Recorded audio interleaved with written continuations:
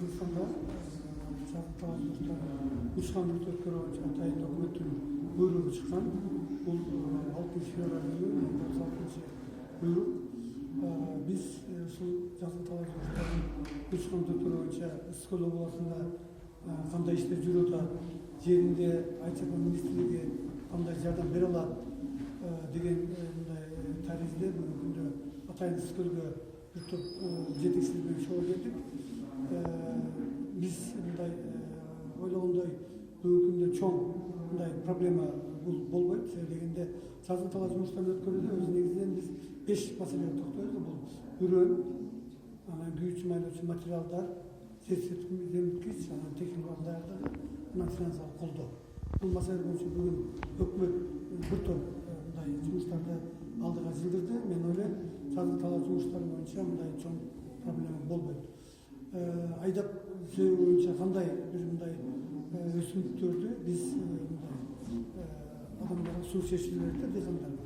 Биринчи кезекте күзүндө сатууда ички рынок болобу, сырткы рынок болобу, сатууда мындай чоң тоскоолдук же проблема болбош керек. Чын айтканда Ысык-Көлдүн негизги катар бир бренд катары биз картофель менен кошо бир топ мөмөлүү тарактардын алынган товарларды айтабыз да. Эми картофелди айта турган болсок, чын айтканда быйылкы жылы дагы бир топ кыйынчылыктар менен сатылды. Дыйкандардын дарамети чоң болгон жок. Биз бүгүнкү күндө айыптабыз, анын ордуна бүгүнкү күндө ошол бактарды тигүү маселесин дагы колго алыш керек. Экинчиси ошол биз сояны, чечевицаны, нут, рапс дегенде бүгүнкү дыйкандардан жүзүндө колунан ала турган фирмалардын баардыгын айтып кетишим керек да. Себеби бүгүн бизде бир топ жеке ишкерлер айтып, эгерде биз бирөөнү таап берсек, алар сепсе күзүндө эле кайра рынок баада биз сатып алат деп. Ошондуктан мен ойлойм, мындай чоң тоскоолдуктар же проблемалар жок.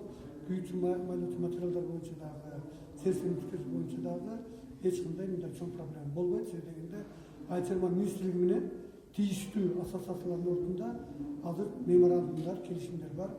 Алар дагы бизге да айтат, биз бардыгын убагында толук жеткизип беребиз. Биз бардык региондорго барып атабыз. Негизинен түштүктө 90% бүгүнкү күндө таптаяр. Таласка да бардык. Таласта бир 80-85% тегерегинде.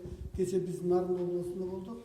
Ал жерде бир 60% тегерегинде даярдыгын айтышып атат. Мен ойлойм, бүгүн дагы биз Ысык-Көл жергесине келип, канчалык даярдык бар, анан кандай биз чече турган проблема бар, баарын